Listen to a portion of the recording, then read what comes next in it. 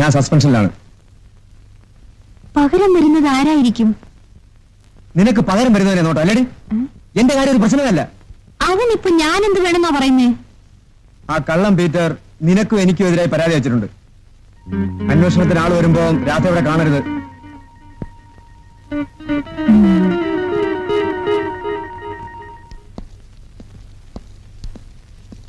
മീനാമെന്നല്ലേ പേര്? അതെ, മനസ്സിലായില്ലല്ലോ. പോലീസ്? വെറും പോലീസ് അല്ല, വിജിലൻസ്. ഇവിടെ രാധ എന്നൊരു പെൺകുട്ടിയെ അന്യായ തടങ്കലിൽ വെച്ചിട്ടുണ്ടോ? സാറേ, തടങ്കലിലൊന്നും അല്ല, അവളുടെ സമ്മതത്തോടു കൂടിയാണ് ഇവിടെ വെച്ചിരിക്കുന്നത്. വിളിക്കാവളെ. രാധേ, മോളെ രാധേ.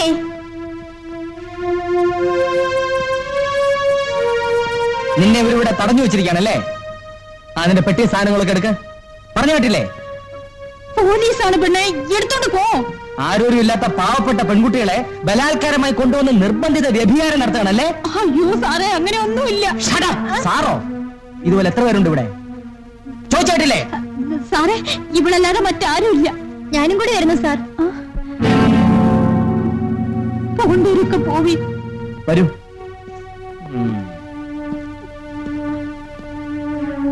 അവളെ കുറിച്ചുള്ള വിവരങ്ങളൊന്നും അറിയാഞ്ഞാണ് എല്ലാം വലിച്ചെറിഞ്ഞ് ഞാൻ ഓടിയെത്തിയത്. സോമനോളെ മറന്നേക്ക്. നിനക്ക് നല്ല ഒരു ഉദ്യോഗമുണ്ട്, ആവശ്യം പോലെ പണമുണ്ട്. വേറെ ഒരു വിവാഹം കഴിച്ച് സുഖമായിട്ട് ജീവിക്കാൻ നോക്ക്. ഞാൻ അവളെ തിരക്കി.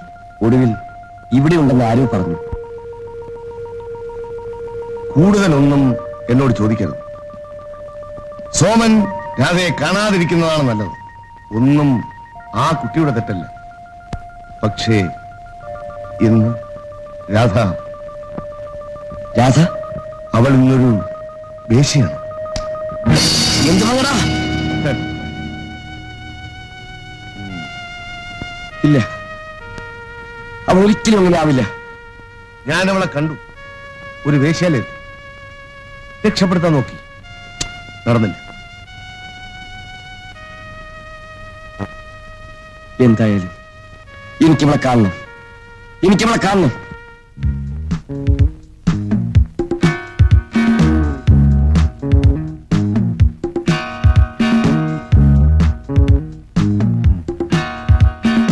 എന്നോട് ഈ ചതി വേണ്ടായിരുന്നു.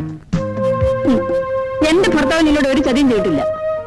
മീനാമ്മയുടെ അവിടുന്ന് നിന്നെ മാറ്റി നിർത്തണമെന്ന് ആ ഇൻസ്പെക്ടറാ പറഞ്ഞത്. ഇൻസ്പെക്ടർ പറഞ്ഞാലും മീനാമ്മ പറഞ്ഞാലും വിജിലൻസ് ആണെന്നും എന്നെ രക്ഷിക്കാനാണെന്നും ഭാവിച്ചു വന്നത് നിങ്ങളുടെ ഭർത്താവല്ലേ? വേണ്ടപ്പെട്ടവർ പറഞ്ഞാൽ ഞങ്ങൾക്ക് ഇങ്ങനെയൊക്കെ വേഷം കെട്ടാതിരിക്കാൻ പറ്റുമോ? പിന്നെ ഇതിന്ന് രക്ഷപ്പെട്ടിട്ട് എങ്ങോട്ട് പോകാമെന്ന് നിന്റെ വിചാരം? ദൈവം വിചാരിച്ചാലും ഈ ജന്മം നമുക്ക് വേറെ രക്ഷയൊന്നുമില്ല രാധേ. ഒരിക്കൽ വഴിതെറ്റിയവൾ എന്നും പതിവ് തന്നെ. മരണത്തിനെ ഇനി നമ്മെ രക്ഷിക്കാൻ കഴിയും. ആ ചേച്ചി, എനിക്ക് അവിടത്തേക്കാൾ ഇവിടെ വളരെ ഇഷ്ടപ്പെട്ടു. ഞാനിതാ കുളിച്ച് റെഡിയായി ഡ്രസ്സൊക്കെ മാറിയിട്ടാ ചേച്ചി കാണാൻ വന്നത്. നീ മിടുക്കി, ജീവിക്കാൻ അറിയാം. കുഞ്ഞേ, നീ ഇവിടെ കണ്ടു പഠിക്കേ. ഇവിടുന്ന് പോയാൽ നീ രക്ഷപ്പെടുമെന്ന് നിനക്ക് ഉറപ്പുണ്ടെങ്കിൽ പറ. നിന്നെ ഞാൻ പറഞ്ഞേക്കാം. നിർബന്ധിച്ചാരെയും ഞാനിവിടെ നിർത്താറില്ല. പക്ഷെ നീ ഒന്നോർക്കണം, ഒരിക്കൽ ചീത്തയായവൾ മറ്റുള്ളവരുടെ ദൃഷ്ടിയിൽ ചീത്തയായവളാണ് എന്നത്തേക്കും. സ്വന്തം വീട്ടുകാരുടെ മുൻപിൽ പോലും അങ്ങനെയാ. ഞാൻ പറയാനുള്ളത് പറഞ്ഞു. ഇനി നിന്റെ ഇഷ്ടം.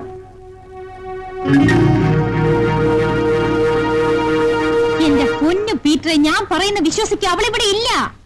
എന്റെ ഈശോയെ, ഓരോ പ്രാവശ്യം ജയിലിൽ നിന്ന് വരുമ്പോഴും ഓരോരുത്തരെ കാണാനില്ലല്ലോ. എന്റെ പൊന്നു മീനാമ്മേ, ഞാനിപ്പോ 10 പണം പിടിക്കാനുള്ള ഒരു കോളും കൊണ്ടാ വന്നിരിക്കുന്നത്. അവളുടെ ഒരു പഴയ കാമുകം വന്നിട്ടുണ്ട്. അതിനിപ്പോ ഞാനെന്തോ വേണം? അവളവിടെ പാട്ടിന് പോയില്ലേ? ഞാൻ എന്തോ ചെയ്യും? പീറ്ററെ, പീറ്ററിനോട് ഞാൻ എന്തെങ്കിലും കള്ളം പറഞ്ഞിട്ടുണ്ടോ? എന്നോട് കള്ളം പറയും. കടയിൽ തിരക്കാണ് വെച്ചാ അവളിപ്പോ എത്തും. സാറിനെ പോലെ നല്ലൊരു മനുഷ്യന് ഇങ്ങനൊരു ഗതി വന്നല്ലോ. അപ്പൊ ഇനി ജോലി തിരിച്ചിട്ടില്ലേ സാർ? ഇല്ല, കേസിന് വേണ്ടി എല്ലാം തൊലച്ച് മാത്രം മിച്ചം. ജോലി ഉണ്ടായിരുന്നപ്പോ സാർ എത്ര പേരെ സഹായിച്ചിട്ടുള്ള ആളാ. ഞാൻ മദ്രാശിക്ക് പോയത് തന്നെ സാറിന്റെ പണം കൊണ്ടല്ലേ. സാറിന്റെ കഥകൾ കേട്ടപ്പോ എനിക്ക് വല്ലാത്ത ദുഃഖം തോന്നുന്നു.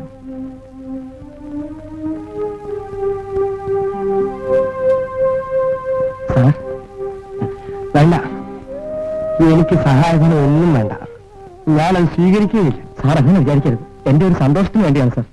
വേണ്ട, ഞാൻ വിളിപ്പിച്ച കാര്യം പറയാം. എന്റെ മൂത്ത മകള് ശാരദ SSLC പാസ്സായി വെറുതെ നിൽക്കുകയാണ്. ടൈപ്പ് റൈറ്റിംഗ് ലോവറും ഹയറും പാസ്സായിട്ടുണ്ട്.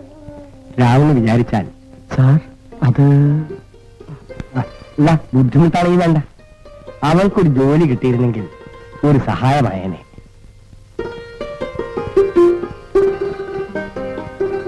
കാപ്പി.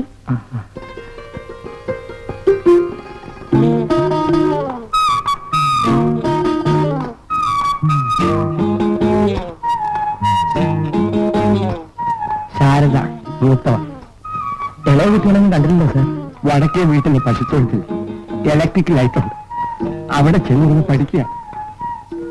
സാർ ഞാൻ കാര്യം ചെയ്യാം, ഞാനും ഭാര്യയും മറ്റന്നാൾ തിരിച്ചു പോകും. ശാരദയെ കൂടി ഞങ്ങളും കൊണ്ടുപോയിക്കോളാം. ദൈവം നിന്നെ അനുഗ്രഹിക്കട്ടെ. അവൾക്കൊരു ജോലി കിട്ടിയാൽ ഈ വീട്ടിൽ ഒരു നേരത്തെ പട്ടിണിയെങ്കിലും മാറും.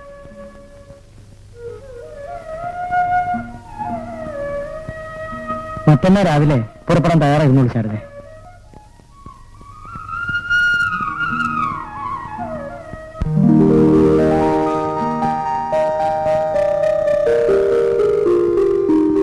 ചേച്ചി, മാറുക മാറുക. ചേച്ചി നാട്ടിൽ പോയിട്ട് ഞങ്ങൾക്ക് എന്താ കൊണ്ടുവന്നത്? നിനക്കൊക്കെ പറ്റിയ ഓരോ ഭർത്താക്കന്മാരെ കൊണ്ടുവന്നു. അതിന് ഞങ്ങൾക്കിവിടെ പഞ്ഞമില്ലല്ലോ. എടേ നിന്റെ ഡിസ്മിസലിന് സമയമായി. നിക്കറിന് 5 രൂപ കട്ട്. ഏതാ ചേച്ചി കുട്ടി? നാട്ടിലുള്ളതാ, ശാരദ. ചേട്ടന് വേണ്ടപ്പെട്ട പെണ്ണാണ്. ആ ബെറ്റി, ശാരദ നിന്റെ കൂടെ താമസിക്കും. വിളിച്ചോണ്ട് പോ. വരൂ ശാരദ. പുതിയ ഇറക്കുമതിയാണല്ലോ. ABCD യോട്ട് പഠിപ്പിക്കേണ്ടി വരുമെന്നാ തോന്നണേ. എന്തായാലും വന്ന പാടെ വല്ലതൊക്കെ പറഞ്ഞ് പേടിപ്പിക്കാതെ അവരോരോ മുറി പോ. എന്റെ വീട്ടിലേക്ക് അയച്ചാ മതി. ശരി പൊയ്ക്കോളൂ. ശരി പൊയ്ക്കോളൂ എന്ന് പറഞ്ഞാൽ മതിയോ?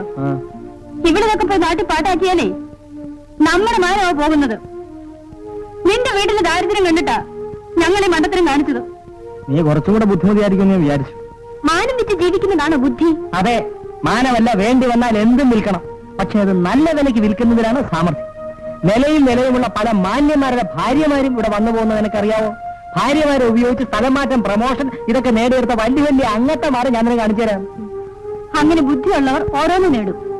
എടീ, നിനക്കറിയാമോ, മന്ത്രിമാര് വരെ വിചാരിച്ച് നടക്കാത്ത കാര്യം ഇദ്ദേഹം ഒന്ന് ഫോൺ എടുത്ത് കറക്കിയാൽ അപ്പൊ നടന്നിരിക്കും.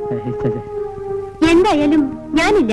ഞാനായിട്ട് നിന്നെ നിർബന്ധിച്ച് ചീത്തയാക്കുന്നില്ല. ഈ നാട്ടിൽ പെമ്പിള്ളേരെ കിട്ടാനാണോ പഞ്ഞ? എനിക്ക് നീ ആയാലും എന്ത്, ഇന്നൊരുത്തി ആയാലും എനിക്ക് വേണ്ട എന്റെ കമ്മീഷൻ മാത്രം. ഇവിടെ വന്നിട്ടുള്ള ഒരു പെൺകുട്ടികൾക്ക് ഒരു ആപത്തും സംഭവിച്ചിട്ടില്ല. അതിനുള്ള കപ്പാസിറ്റി, ഇൻഫ്ലുവൻസും ഒക്കെ എനിക്കുണ്ട്. ഇവിടുന്ന് പണം ഉണ്ടാക്കി പോയി വിവാഹം ചെയ്ത് ജീവിക്കുന്നവർ എത്ര പേർ